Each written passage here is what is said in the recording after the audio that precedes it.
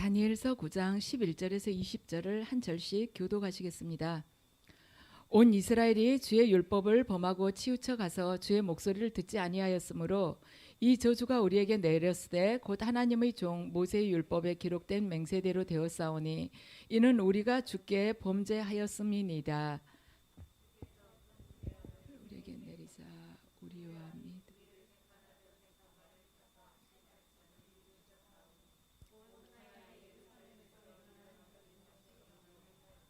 모세의 율법에 기록된 대로 이 모든 재앙이 이미 우리에게 내렸사오나 우리는 우리의 죄악을 떠나고 주의 진리를 깨달아 우리 하나님 여호와의 얼굴을 기쁘게 하지 아니하였나이다.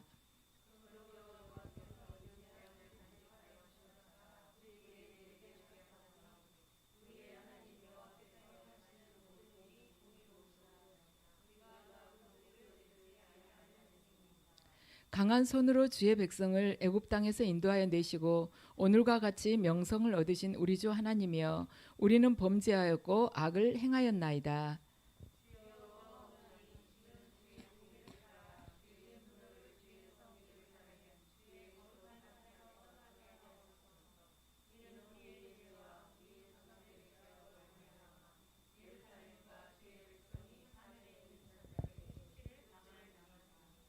그러한즉 우리 하나님이여 지금 주의 종의 기도와 간구를 들으시고 주를 위하여 주의 얼굴빛을 주의 황폐한 성소에 비추시옵소서.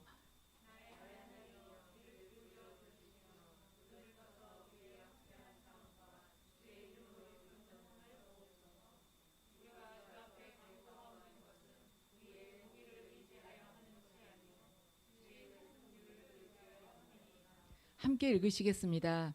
주여 들으소서, 주여 용서하소서, 주여 귀를 기울이시고 행하소서. 지체하지 마옵소서. 나의 하나님이여 주 자신을 위하여 하시옵소서. 이는 주의 성과 주의 백성이 주의 이름으로 일컫는 바 됨이니이다. 아멘. 다 같이 주님께서 허락하신 보혈의 은혜를 받으시겠습니다.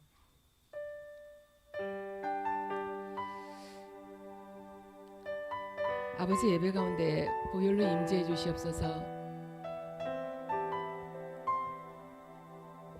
이 예배가 온전히 영과 진리 안에서 주님 앞에서 흠양될 수 있도록 주여 보호해 주시옵고 저희 심령을 주님의 보혈로 씻어 주셔서 이 예배를 계기로 저희가 자기 중심의 기도를 올리지 않고 오직 주님께서 원하시는 그 뜻을 알고 주님의 마음에 합당한 기도를 올리는 자로 변화될 수 있도록 저희의 생각과 마음들, 잘못된 가치 기준들을 주님의 보혈로 씻어 주시옵소서. 저희 각자 안에 있는 이기적인 본성들을 십자가의 보혈로 씻어 주셔서 자신의 욕망을 구하는 자가 아니라 오직 하나님 나라와 주님의 의만 구하는 자들로 심령이 변화되도록 아버지 은혜 베풀어 주시옵소서.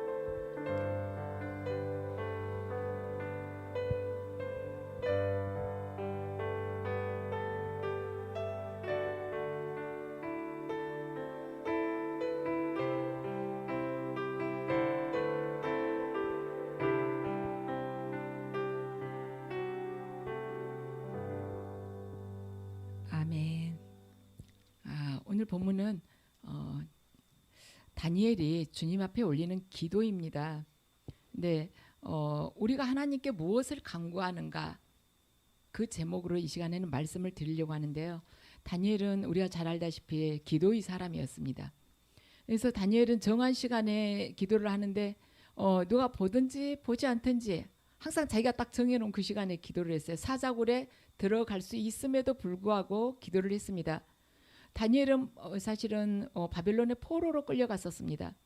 근데 거기서 총리까지 되었어요. 포로가 총리가 되리라고는 누가 상상을 했겠습니까? 창세기 요셉도 마찬가지입니다. 종으로 애굽에 끌려갔지만 총리가 되었습니다. 그런데 다니엘이든 요셉이든 자신들이 기도의 자리에 앉아서 하나님께 무엇을 구했길래 총리까지 되었겠는가? 이들이 다니엘이나 요셉이나 단 한 번이라도 이 땅에서 저에게 총리가 되게 해주십시오 하고 기도했겠습니까? 우리 어느 누구도 그렇지 않다고 답할 것입니다. 이들이 하나님을 경외하면서 삶 속에서 호흡하듯이 기도하며 하나님과 동행했기 때문에 하나님께서 그들을 그렇게 높이신 것입니다. 그들은 사실 총리 되게 해달라고 기도는 한 번도 안 했어요. 그렇다면 내 기도를 한번 가만 점검을 해볼 필요가 있어요. 나는 이러이러한 거 뭐 해주세요. 그것이 세상적인 것이 아닌가? 내가 원하고 있는 것이 지금 하나님의 뜻하고 정말 합당한 것일까? 내 기도 가운데 내 자신이 아닌 하나님 나라와 그분이 의를 구하는 기도는 몇 퍼센트나 차지하고 있는 것일까? 많은 영성가들은 그렇게 말을 합니다. 기도의 수준이 그 사람 신앙의 수준이라고 말을 하고 있습니다.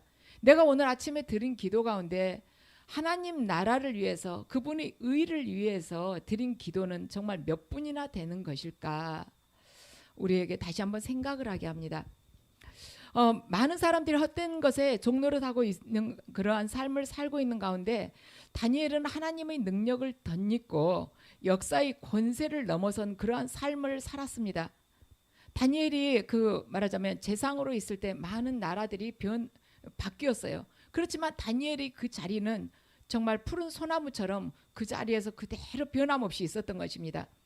그 승승장구하던 바벨론의 왕들이 쓰러지고 또 바벨론 왕국이 메대에 넘어갔지만 뜻을 정한 다니엘은 항상 그대로 남아 있었어요. 그 강한 바벨론에서 정말 온 천하를 다 휘어잡던 그 바벨론의 왕들이 다 쓰러졌어요. 그리고 바벨론이란 나라도 마침내 메대에 넘어갔는데 그 나라에서 총리를 했던 다니엘은 그대로 건재하고 있었다는 것입니다. 다니엘은 패해지지 않는 권세로 살아있는 하나님의 그냥 사람이었습니다. 나라가 바뀌어도 총리는 안 바뀐 거예요. 우리는 나라 안 바뀌고 사실 대통령만 바뀌어도 그냥 대통령하고 함께 했었던 그 직책에 있었던 사람 다 바뀌지 않습니까? 너무 당연한 일이에요. 그런데 시대를 초월해서 나라를 초월해서 그 자리에 그대로 있었다는 것입니다. 근데 그 다니엘이 어느 날 예레미야서를 통해서 하나님의 뜻을 알고 이제 기도를 하게 됩니다. 다니엘이 9장 2절을 보면요. 여호와께서 말씀으로 선지자 예레미야에게 알려주신 그 연수를 깨달았나니 곧 예루살렘의 황폐함이 70년 만에 그치리라 하신 것이니라. 그러니까 예레미야를 통해서 하나님께서 하나님의 뜻을 말씀하셨는데 이스라엘 백성들이 포로로 끌려간 지 70년 만에 예루살렘에 돌아오리라 하신 이 말씀을 다니엘이 잊게 되었다는 것입니다. 그리고는 다니엘이 3절에서는 내가 금식하며 베옷을 입고 주 하나님께 기도하면서 간구했다는 것입니다. 하나님께 기도를 드렸다는 것이에요. 다니엘이 왜 기도를 했을까? 바벨론에서 포로 생활 70년 차면은 유대로 다시 돌아오게 되는데 하나님께서 70년이라고 작정해 놓으셨으면 가만히 있어도 70년 후면은 70년만 지나면 유대로 돌아올 텐데 무엇 때문에 기도 자리에 앉을까? 하나님이 이미 예레미야를 통해서 하신 약속의 말씀이니까 다니엘이 굳이 기도를 안 해도 70년만 차면 다 돌아올 텐데 왜 다니엘은 그랬을까? 하나님의 뜻을 다니엘이 알았기 때문입니다. 70년이 지나면 돌아온다. 이 뜻도 물론 알았지만 다니엘은요 9장 5절 말씀을 보면 무엇을 알았냐면 우리는 이미 범죄하여 패역하며 행악하며 함께 읽으시겠습니다.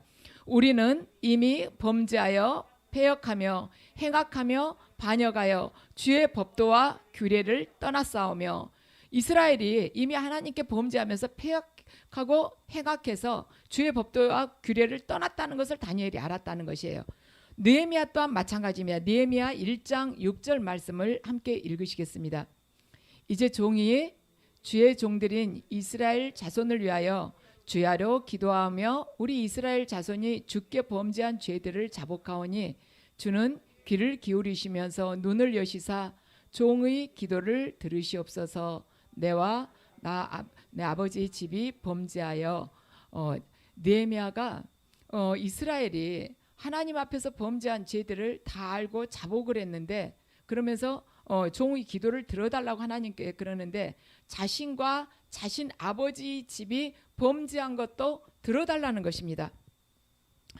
다니엘과 느헤미야는 자신을 비롯한 이스라엘 백성들이 범죄한 것에 대해서 철저하게 회개하지 않으면 안 된다, 이것을 알았다는 것이에요. 그래서 기도의 자리에 다니엘과 느헤미야가 앉았다는 것입니다. 이 사람들은 총리를 좀 더하게 해주십시오. 제가 술 따르는 관원장은 이 자리를 절대 뺏기지 않게 해주십시오. 이런 기도를 안 했다는 것이에요. 우리는 그런 기도 너무 쉽게 많이 듣지 않습니까? 총리 자리에 계속 있게 해주세요. 술 따르는 관원장 자리에서 절대 잘리지 않게 해주세요. 그런 기도 할 수 있지 않겠습니까? 그런데 이 기도를 하지 않았다는 것이에요. 이스라엘 백성들이 예루살렘으로 다시 돌아가야 되는데, 주님, 이 모습으로 돌아가서는 안 되겠습니다.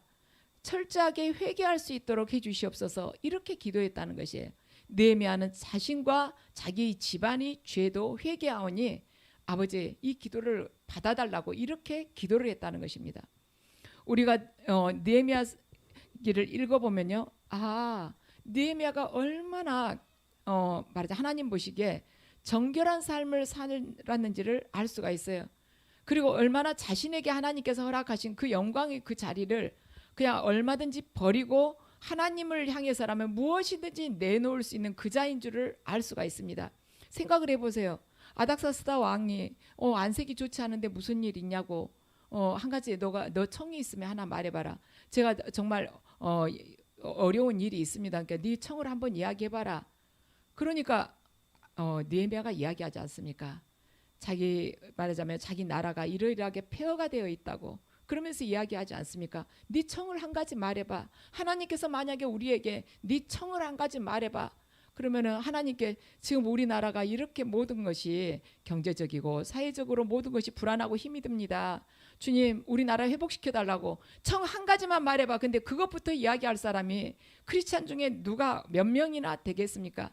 그런데 느헤미야는 자기 자리에 자칫하면 내려놓을 수 있어요. 그런데 그 이야기를 단호하게 했다는 것입니다. 멈추지 않고 머뭇거리지 않고 했다는 거예요. 사람이요, 없었을 때 내려놓기는 쉬워요. 그런데 모든 것을 다 갖춘 그가 그 자리를 내려놓기는 어려운 것입니다. 그 자리에서 모든 것을 그냥 다 초기화 같이 내려놓고 폐허가 된 그 성을 다시 복구하겠다고 가기는 어려운 거예요. 갔다가 그 자리 없어져 버리면 어쩌겠습니까? 그 자리를 아무나 올라갈 수 있겠습니까? 근데 그걸 내려놓은 것이에요. 그런 사람이 하나님 앞에서 죄를 지면 무엇을 얼마나 지었겠습니까? 다니엘이나 하나님을 향해서 자기가 사자굴에 들어가서 사자의 이빨에 씹혀 죽을 것을 각오하면서 시간 정해놓고 기도한 사람이 하나님 앞에 무슨 범죄를 그렇게까지 했겠습니까? 근데 자기와 자기 집안의 죄까지도 용서를 구하는 그 기도를 올렸다는 것입니다.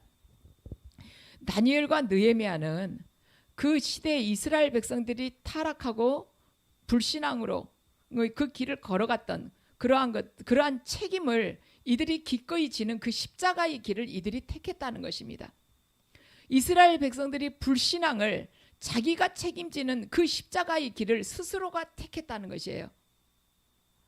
하나님께서는 모세의 율법을 통해서 너희 이스라엘이 이러이러하게 하면 내가 축복할 것이고 이러이러하게 하면 너희들을 저주할 것이라고 이미 말씀을 하셨어요. 이스라엘 백성들은 모세의 율법을 통해서요, 자신들이 어쩌면 어떻게 하면 고토에 말하자면 다른 나라의 포로로 끌려가지고 종살이 하게 되리라는 걸 이미 율법을 통해서 다 들었어요. 하나님께서는 이러면 저주한다, 그 말씀을, 저주에 관한 말씀을 축복에 관한 말씀보다 3배나 더 많이 전하셨습니다. 그런데 이스라엘 백성들이 말하자면 행악했으므로 하나님께서 하나님 말씀대로 그걸 행하셨어요. 이 말씀을 다 들었지만은 율법을 지키지 않았습니다. 하나님 백성이 왜 망하는가? 하나님 백성이 망하는 이유는 그거예요. 자신들이 하나님에 의해서 보냄받은 존재라는 것을 모르든지 아니면 알았지만 자기 욕심대로 살았든지 그러기 때문에 망하는 것입니다.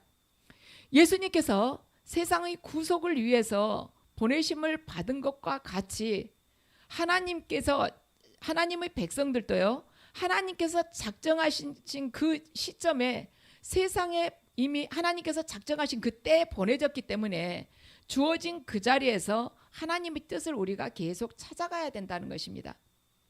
그래서 에베소서 1장 7절을 보면요, 우리에게 있어서 가장 큰 기도 제목을 주님께서 말씀하세요. 함께 읽으시겠습니다. 우리 주 예수 그리스도의 하나님 영광의 아버지께서 지혜와 계시의 영을 너희에게 주사 하나님을 알게 하시고. 아멘.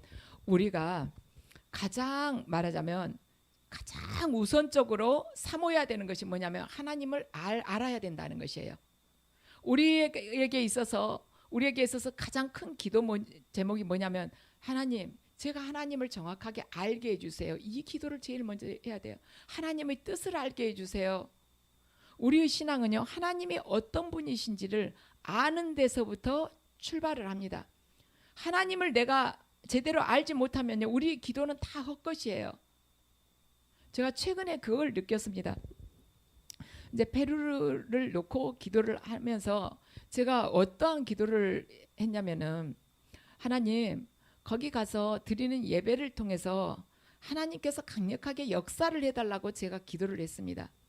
하나님 꼭 그 예배를 통해서 역사해 주시옵소서. 그 기도를 잠시 드리는데 갑자기 딱 무슨 마음이 이렇게 번개처럼 딱 들어왔냐면, 내가 지금 드리는 이 기도가 페루의 그 사역을 위해서 드리는 기도인데 어쩌면 하나님 뜻에서 벗어날 수도 있겠다. 그 마음이 딱 들었어요. 그리고는 이제 하나님께서 어떤 기도를 올리기를 원하시지 하고는 이제 기도하다가 딱 멈춰가지고 하나님께서 원하시는 그 기도를 제가 올리게 해달라고 그 마음으로 그 기도를 드렸어요.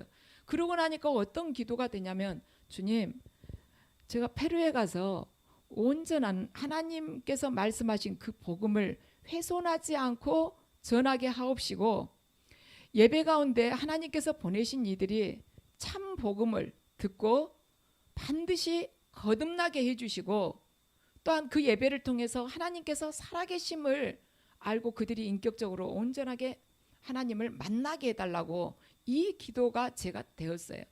제가 그 기도를 계속 올리면서 제 자신 안에 얼마나 타락한 그러한 본성이 있는지, 제 자신 안에 얼마나 큰 그러한 인간적인 더러운 욕망이 있는지를 제 자신을 보았습니다. 제가 처음에 제 자신이 올렸던 그 기도 안에는 나 중심인 거예요. 그 예배를 통해서 하나님 강력하게 역사해 달라고. 그 안에 내가 얼마나 많이 그 안에가 들어있습니까? 하나님 왜 역사해 주셔가지고 그들도 하나님 만나고 저도 기쁘게 온 보람이 있게 해주세요. 그걸 하나님이 원하시지 않았다는 것입니다. 역사해 달란 그 안에 제 자신이 높아지고 싶어하는 그 마음이 들었다는 것을 제가 하나님의 그 눈으로 그때 바라볼 수가 있었어요. 그래서 아직도 내 안에 이렇게 더럽고 이렇게 교만한 게 있었구나, 이렇게 높아지고 싶어하는 그런 공명심이 내 안에 있었구나, 그걸 깨닫게 되었어요. 근데 하나님께서 원하시는 것은 제가 가서 주님의 그 진리를 절대 훼손하지 않고 온전한 복음을 전하게 하옵시고, 또한 하나님께서 그 예배 가운데 보내신 당신의 자녀들이 주님의 뜻대로 전하여진 그 참 복음을 듣고 반드시 거듭나서 구원받을 수 있게 해주시고, 아버지를 인격적으로 만나서 살아계신 하나님과 동행하면서 아버지 뜻대로 살아가는 자들 되게 해달라고 그 기도를 올리라는 것이었습니다. 그래서 제가 그날 참 많은 회개를 했어요. 내가 지금까지 드려온 기도 가운데 하나님께서 받으시지도 않고 쓰레기통으로 간 기도들이 얼마나 많았을까. 정말 처음에 제 생각대로 드리는 그 기도가 문장으로 써놓으면은 뭐 하나님이 원하실 것 같지만, 하나님 나라를 위한 기도 같지만, 제 안에서 이 부패하고 그 썩어 문드러진 그 심령 속에서 뭉쳐져 나온 기도라는 것을 알게 됐어요. 그래서 기도라는 것은 첫째로는 하나님 뜻을 구해야 된다는 것입니다. 우리가 기도할 때 이걸 정말 하나님께서 지금 이 기도를 받기 원하시는지 그것부터 먼저 구해야 될 것입니다. 기도라는 것은 내 뜻을 하나님께 강요하는 것이 아니고 하나님의 뜻에 나를 맞추기 위해서 지금 우리가 무릎을 꿇는 것입니다. 우리는 기도를 통해서 하나님 뜻에 내가 붙들림을 받게 되는 것이에요. 붙들림 받으려고 지금 기도를 하는 것입니다. 그래서 하나님의 뜻을 아는 자, 하나님께 붙들림 받은 자가 역사를 움직이게 되는 것입니다. 하나님께서 그 자를 통해서 역사를 하나하나 새로 기록을 해나가시는 것입니다. 두 번째는 뭔가 기도를 할 때요, 하나님 나라와 그분의 의를 구해야 된다는 것입니다. 첫 번째는 하나님의 뜻을 구하고요. 두 번째는 하나님 나라와 그분의 의를 구해야 된다는 것이에요. 오늘 17절 말씀을 보면요. 그러하온즉 우리 하나님이여 지금 주의 종의 기도와 간구를 들으시고, 함께 읽으시겠습니다. 그러하온즉 우리 하나님이여 지금 주의 종의 기도와 간구를 들으시고 주를 위하여 주의 얼굴빛을 주의 황폐한 성소에 비추시옵소서. 아멘. 이 우리 17절을 가만 보면은요, 주를 위한다는 것이에요. 그게 지금 다니엘의 기도였습니다. 우리도 내가 하나님 앞에 올리는 기도 가운데 주를 위하여 주의 얼굴빛을 주의 황폐한 성소에 비추시라는 그 기도를 몇 번이나 지금까지 우리가 했을까요?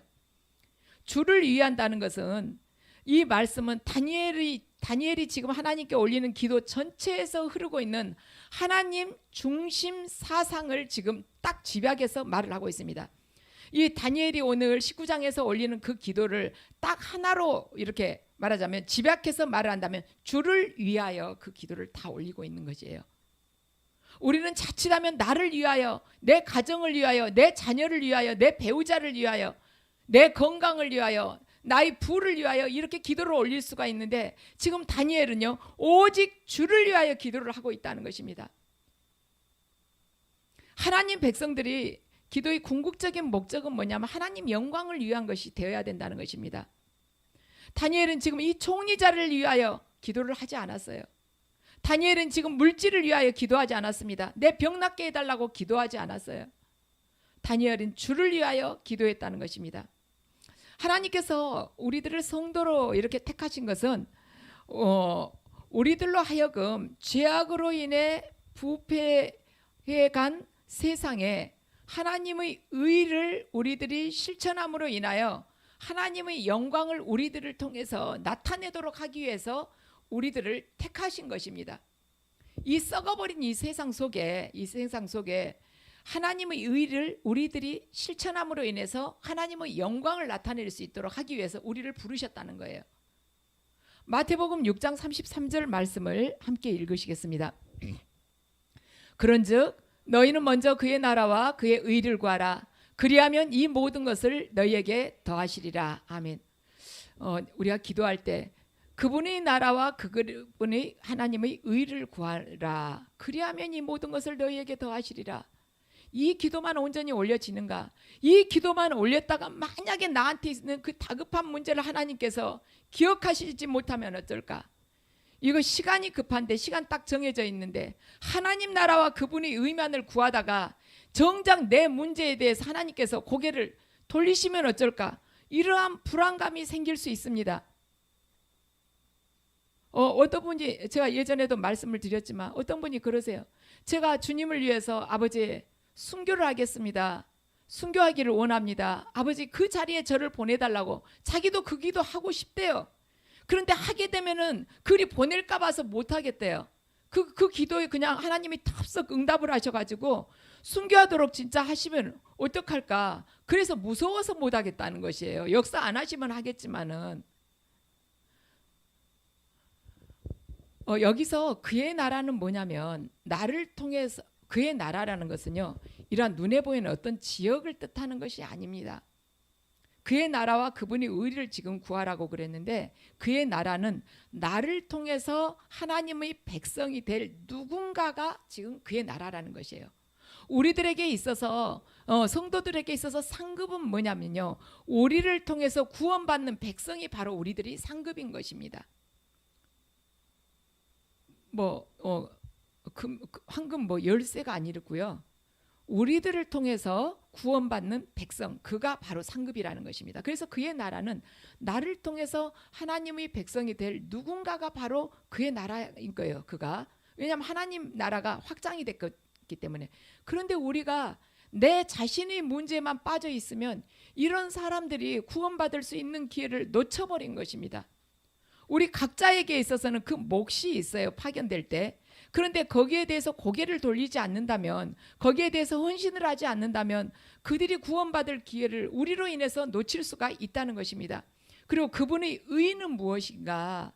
그의 나라와 그분의 의를 구하라고 그러는데, 자, 그분의 의는 나를 통해서 이루실 하나님의 뜻을 그분의 의라고 합니다. 너희는 그의 나라와 그분의 의를 구하라. 그리하면 모든 것이 더하여질 것이다. 말씀을 하시죠. 그의 의는 나를 통해서 마땅히 이루실 하나님의 뜻이라는 것입니다. 내가 아무리 어렵고 환경이 전혀 되지 않아요. 내가 하나님 나라를 위해서 헌신할 그런 환경이 둘러보면 전혀 아닙니다. 그런데도 하나님께서는 나를 통해서 이루시고자 하시는, 이루고 싶어 하시는 그분의 뜻이 있어요. 누가 봐도 나는 도움을 받아야 돼. 그런데도 하나님께서는 나를 통해서 이루실 그 하나님의 뜻이 있다는 것입니다. 하나님께서는요, 내가 잘 되어야만이 어떠한 일을 이루시는 것은 아닙니다. 오히려 어려울 때 나를 통해서, 내가 어려울 때 나를 통해서 더 많은 하나님의 뜻이 이루어질 수 있다는 것입니다. 하나님은 넉넉하게 그렇게 하실 수 있는 분이에요. 에스더는요, 금식을 선포했습니다. 모르드게가 와서 이야기를 하죠. 너가 지금 왕비의 자리에 올라간 것은 지금 이때를 위함이 아니냐. 에스더는 어렵다고 그래요. 아닥사스 말하자면 아수르의 왕이 자기를 부른 지가 지금 한 달이 지났다고 합니다. 그러니까 모르드게가 그러죠. 네가 이스라엘을 구원하지 않아도 하나님께서는 다른 사람을 통해서 구원할 거야. 너를 지금 이 자리에 두신 것은 지금 이때를 위해서 두신 거야. 너 혼자서 궁에서 호요시가라고 너를 왕비로 두신 것이 아니야. 에스더가 거기서 정말 이 심령이 확 깨지는 것이죠. 그러면서 금식을 선포를 합니다. 물도 안 마시고 온 이스라엘 백성이 사흘간 다 금식을 해요. 그러면서 기도를 올립니다. 온 이스라엘이 지금 학살을 다 당하게 생겼거든요. 하만의 계략에 의하면 이스라엘 백성들은 전부 학살을 당하고, 또한 모르드게는 교수형에 지금 처해지게 되어 있어요.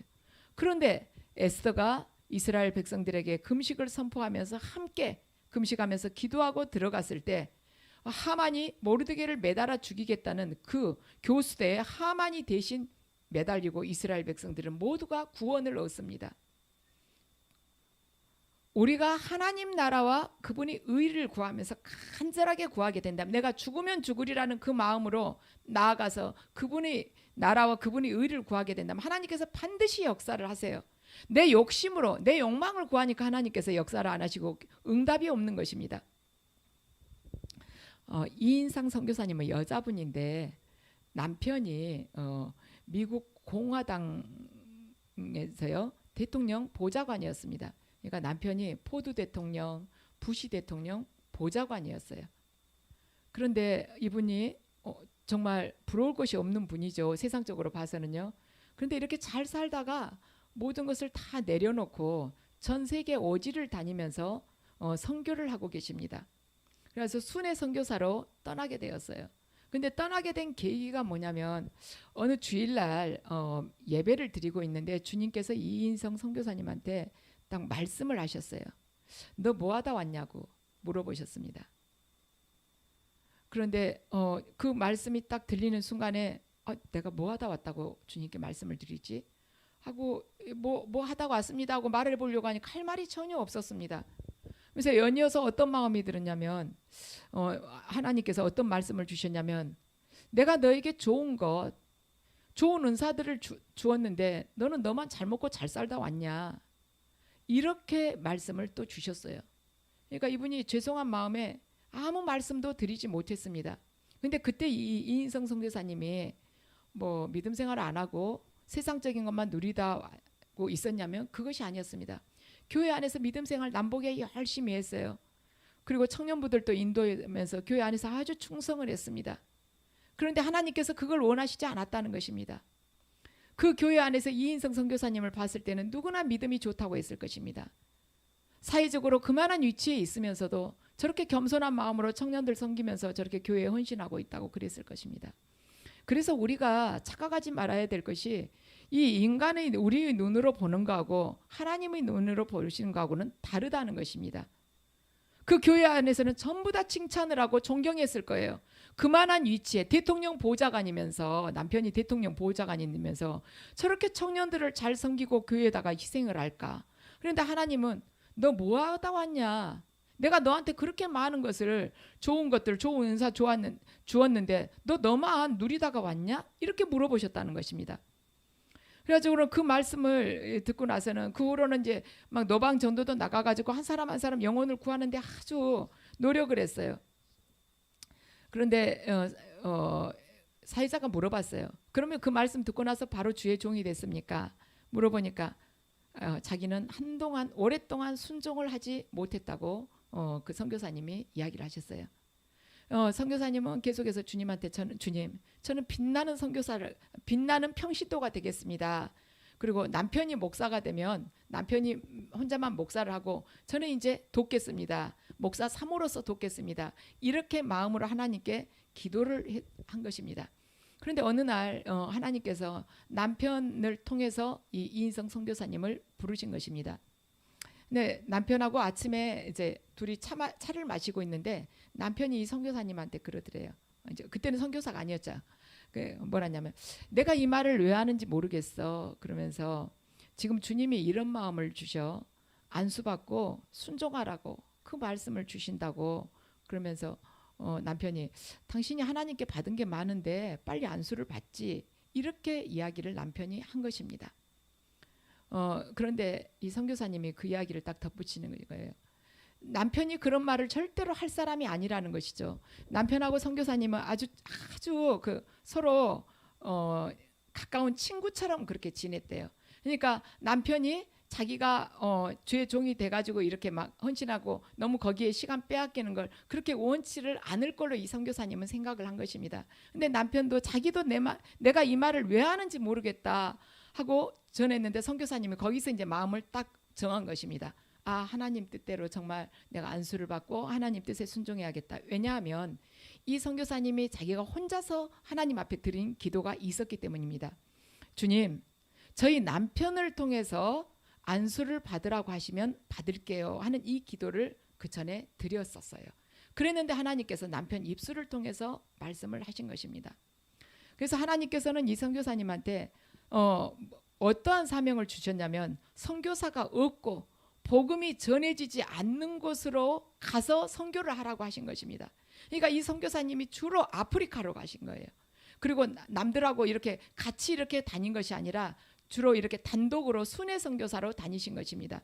그래서 그 지역에서 오래 머무른 것이 아니라 얼마 동안 조금 잠깐 뭐 10일이고 뭐 보름이고 이렇게 머물다가 복음 전하고 그냥 또 떠나는 것이에요. 어쩐 때는 가면은 밤이 돼가지고 가보면 아프리카 거기에 전기가 없잖아요. 깜깜하대요. 그러면 자동차 그거 헤드라이트 하나 켜고 가다가 한 번은 하마터면 낭떠러지에 떨어져서 죽을 뻔했대요. 왜냐하면 켜고 가는데 앞에 뭐가 희미하게 보이잖아요. 그런데 딱 어느 순간 앞에 아무것도 안 보이더래요. 그래가지고는 차에서 딱 내려서 보니까 아무것도 안 보인 이유가 뭐냐면 바로 그 앞이 낭떠러지더래요. 그러니까 아무것도 안 보였다는 것이에요. 거기는 이렇게 꾸불꾸불하대요. 그런데 거기에서 자신은 이제는 아주 단순하게 순종만 한다고 그랬습니다. 딱 하나님이 어디를 가라 그러면 거기 가서 복음 전하고 그냥 나오는 거예요. 그런데 이 일은 하나님이 다 하시더라는 것이에요. 다음에 가보면은 거기에 교회가 세워지고 사람들이 회개하고 또 하나님을 그렇게 열심히 믿고 있더라는 것입니다. 그래서 우리가 내가 하나님의 나라와 그분의 의를 구하는 그 기도를 할 때 하나님께서는 우리의 그 사적인 타락한 그 욕망을 다 제하시고 하나님 뜻대로 우리를 들어 쓰실 때가 있다는 것이죠. 하나님께서는 우리들에게요 70년, 80년의 삶을 우리에게 주십니다. 우리 잘해봐야 80살까지나 헌신할 수 있을지 몰라요. 어렵습니다. 그렇게 하기가 어려워요. 왜냐하면 체력이 안 따라주니까. 75세가 넘으면은 벌써 교회 와서 예배드리기도 쉽지가 않습니다. 그렇게 허리 아프고 이렇게 다리 아프고 그러니까 오래 앉아 있기가 힘들어요. 지금 우리는 사실 얼마 안 남았습니다. 우리가 지금 남은 하루하루를 그리스도의 심장으로 이렇게 살아가게 된다면 우리가 어떠한 일을 하나님께서 우리를 통해서 하실 수가 있겠습니까? 지금부터 우리 남은 생애를요 한번 계산을 해보죠. 나는 지금 80살까지 말하자면 내가 활동할 수 있다면 난 몇 년 남았지? 얼마 안 남았어요. 그리스도 때문에 남은 생애, 지금 남은 그 횟수를요 고생만 한다고 해도 손해볼 것 전혀 없습니다. 너무나 큰 것을 우리가 받았기 때문에 오늘 나에게 주어진 시간에 우리가 하나님 뜻을 알고 그분이 나라를 구하는데 최선을 다해야 되는 것입니다. 이것이 아주 변할 수 없는 진리인 것이에요. 우리가 하나님 나라와 그분이 의를 구하는 기도를 하고 그분이 뜻대로 살아가는 것만 역사 속에 기록이 되기 때문인 것입니다. 이 이인성 선교사님을 보면 어때요? 교회 안에서 그 남편이 그러한 직책에 있었지만 대통령 보좌관으로 대통령과 바로 함께 항상 말하자면 포드 대통령, 부시 대통령 쭉 대통령 바뀔 때도 계속 보좌관으로 있었지만 그렇게 겸손한 마음으로 교회 안에서 섬길 때 남들은 다 잘했다고 박수받으라고 저만한 사람이 없다 그랬을 거예요. 아주 모범적인 크리스찬이라고 그랬을 것입니다. 왜냐? 세상 속에서도 성공한 삶을 남 보기에 성공한 삶을 살고 교회 안에서도 헌신하기 때문에 양쪽 다 잘 살고 있기 때문에 그러기 때문에 아주 모범적인 크리스찬이었을 거예요. 근데 하나님께서는 너 뭐하다 왔냐고 물으시나요? 왜냐? 하나님께서 나를 두고 품으신 하나님의 뜻 그분이 의를 내가 이루지 않고 있기 때문에 아무리 빛나는 말하자면 일을 하는 것 같고 아무리 말하자면 헌금을 많이 한 것 같아도 하나님 뜻하고는 어긋났다는 것입니다. 그래서 우리가 기도할 때 딱 염두에 둬야 될 것이 하나님의 뜻이 무엇이냐, 하나님의 나라와 그분이 의를 내가 구하고 있느냐, 그걸 계속 점검하면서 기도를 해야 된다는 것입니다. 우리 시온산교회 성도님들은 다 기도할 줄 아세요. 또한 방언기도 못하시는 분 한 분도 안 계십니다. 근데 그 내가 하고 있는 방언기도가 다 올라갈 것이냐, 다시 생각해 봐야 된다는 것이. 그 방언기도를 하면서 내가 무슨 생각을 하고 있냐는 것입니다.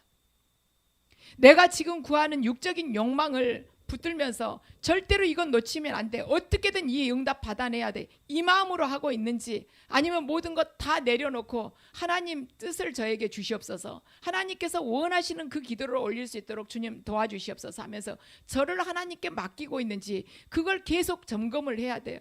우리 시온산교회 성도님들은 지금 와서 기도하는 방법을 방언 기도를 못해서 그걸 배우는 것이 아니라 정말 내 기도가 하나님 뜻에 합당한 기도인지를 그걸 맞춰야 된다는 것이죠. 나침반이 항상 북극만을 가리키는 것처럼 내 심령이 계속 예수 그리스도만 말하자면 향하고 있는지, 그리고 내 기도가 지금 주님의 뜻하고 일치되고 있는지 그걸 맞춰야 된다는 것입니다. 그래서 우리 기도할 때 거기가 어긋나면 소용없는 것이에요. 이 이인성 선교사님 기도 안 했겠습니까? 얼마나 기도 많이 했겠습니까?